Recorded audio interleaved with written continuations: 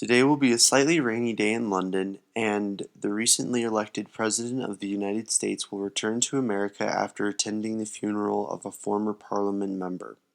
Prince Philip was in attendance, and he seemed deeply moved by the rather sudden death of one of his closest friends.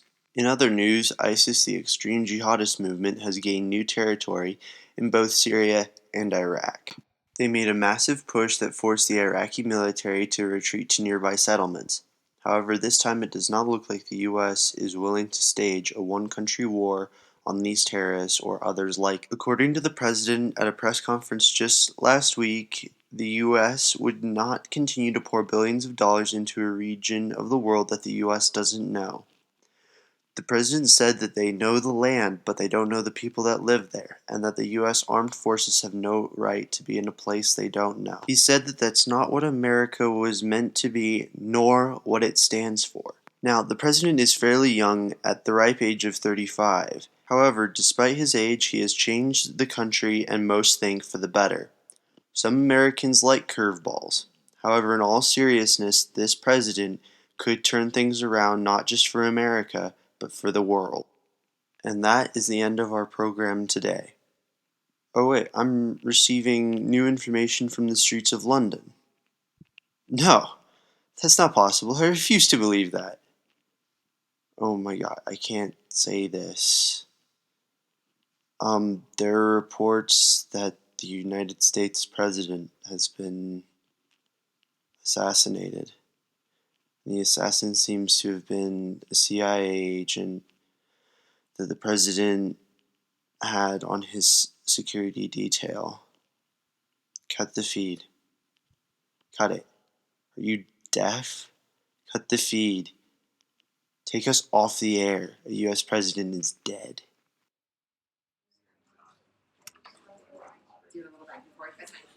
The U.S. has just engaged in nuclear war with Britain. Hours after the U.S. president was assassinated, Britain and America have engaged in nuclear war. America has won the nuclear war against Britain, and many people have begun to move into Canada for shelter from radiation, and the peace talks will begin today in Vancouver. There will also be an investigation into the firing of the first nuclear device. In other news, Russia is making a deal for Poland to rejoin the USSR. However, Poland has said no, but with Russian troops moving to the border and tensions rising, Poland may have no choice but to comply with Russian demands. North Korea has launched and detonated an experimental nuclear device over South Korea. There seems to be a cloud of fallout that has engulfed North Korea, part of China, and it seems to be just a few miles from the coast of Japan. The brother of the United States president who was assassinated just a few years ago has come forward with substantial evidence to incriminate the ISIS terrorist group for starting all-out nuclear war with Britain and for killing his brother, the president. And no one knows yet if they are behind this most recent nuclear disaster. ISIS, under new leadership, has claimed that they killed the president and started the British-American nuclear war and supplied technology to North Korea so that they could detonate the experimental device over North Korea, which has killed and destroyed many people's lives. ISIS has also allied itself with the newly formed USSR, and their next target seems to be Japan and the United States. We are broadcasting this to any and all survivors of the most recent resource war in 2200, and any survivors of the nuclear war of Mars in 2269. To anyone with the means, travel to Denver, Colorado, in remains of the United States of America. You will be evacuated before war breaks out again, with most of Earth covered in fallout. This next war may destroy our planet. In other news, Venezuela has just been captured by Spain, which recently allied itself with the ISIS government, made up of Russia, most of Africa, Brazil, and the United Middle East. They are beginning to challenge the current UN government made up of the remains of America, Canada, China, and Germany. However, the UN is but a small rebellion in comparison to the ISIS empire that has been constructed. Hopefully, the UN will gain the upper hand in the creation of the UNSC, the United Nations Space Command. Thank you, that is all. It is the beginning of a new millennium, and it is time that the USSR government and the UN government ended all war. The last time there was true peace in humanity's world was in the year 1900.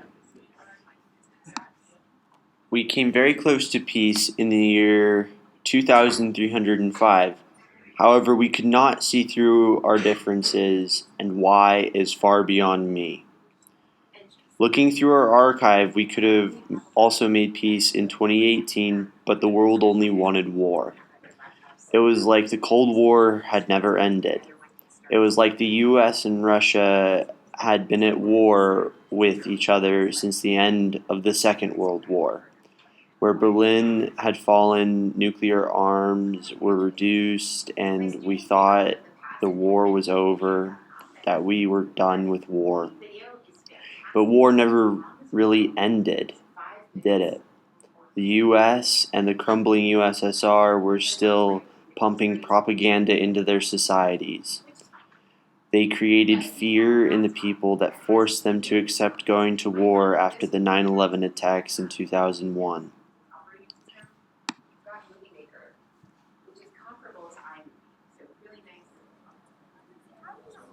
399 years later, we have done nothing, and it never ceases to terrify me how little our mentality has changed over the past 400 years. We still hold each other's societies mortal enemies whose only option is to war with one another. It has been 365 years since the last person who changed our mentality. Now, what must it take to change our mentality? I do not know. I am the Admiral of the UNSC aboard our flagship Prometheus. We are returning from a scouting mission in the Cyprus arm of the galaxy. I hope this reaches those of you who fight for the USSR. It is time that you knew the truth of the past and what your leaders are keeping secret from you. Your leaders fight to uphold the darkest forms of law. They fight to enslave and murder anyone who does not share their beliefs, and I will admit that America was once no better. We had to fight the Civil War in 1861. Abraham Lincoln, who was the president at the time, the first great emancipator, fought to keep the Union and free people from slavery. But what is so sad is that after America's bloodiest 4 years, we didn't change. We continued to commit atrocities against the recently freed slaves. Thankfully, there was a civil rights movement that ended in the 1960s, which then gave the descendants of those slaves rights in America. However, what's even more sad is that it took almost 2 years after the Civil War till blacks were finally treated fairly, and that was at the beginning of the First Resource War. And it took 200 years after the death of the first great emancipator for his groundbreaking ideas to make a change in the way we thought. We may have taken a long time to change. However, the entire human race has yet to change and accept the fact that we are all equal and no one is less, no matter what. Your leaders have also lied to you. There were great wars before the Resource War. It started with World War I, when an assassin killed a world leader, and a series of uneasy alliances shattered and triggered the worst atrocities humans had seen at the time. In the end, Russia had lost the most people, and what would become the Middle East was sliced up into bite-sized countries. And Germany was torn apart economically. These are all causes of the Second World War. Germany was eventually led by a fascist dictator and was joined by Italy and Japan. They committed terrible atrocities against the human race. In short, from one great war to the next, our mentality never changed. We treated Germany in the Middle East with little to no respect, and that triggered World War II and the First Resource War. And it's been 409 years since the death of a peacemaker, the second great emancipator. I will take his advice and say, I have no right to call Earth my home anymore, and although it is a place I know well, I no longer know the people that live there. I no longer have the right to be there.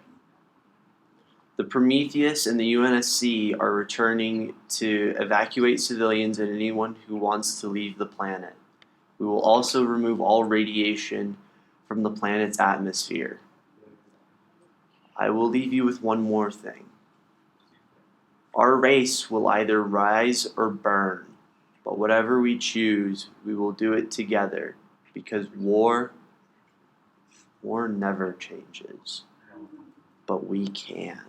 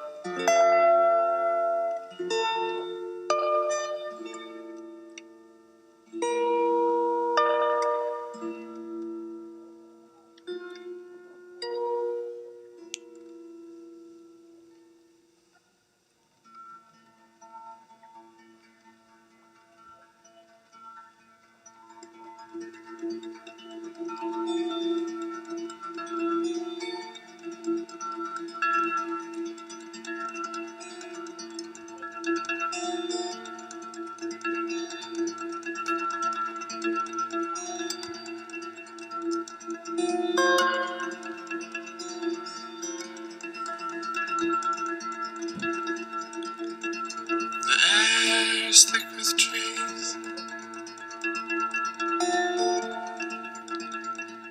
I'm fit to leave.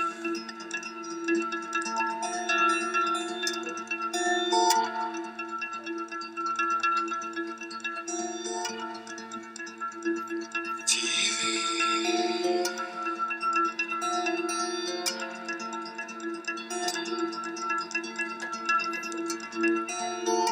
And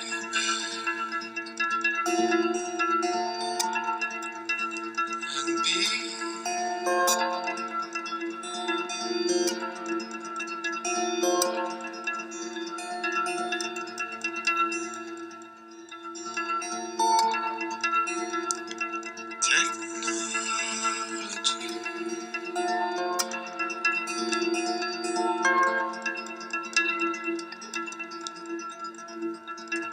Death is a breeze.